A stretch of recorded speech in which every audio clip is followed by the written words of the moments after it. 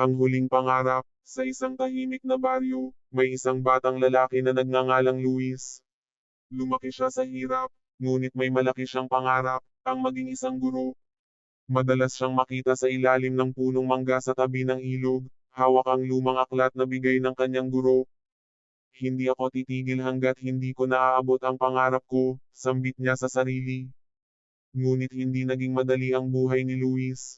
Nang mamatay ang kanyang ama, napilitang magtrabaho si Luis bilang kargador sa palengke upang makatulong sa kanyang ina. Tuwing gabi, kahit pagod, nag-aaral pa rin siya sa liwanag ng lampara. Isang araw, dumating si G.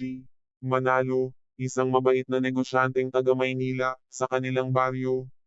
Napansin niya si Luis habang ito'y nagbabasa. Bakit hindi ka nag-aaral sa paaralan? Tanong ni G. Manalo. Walang sapat na pera, Ginoo.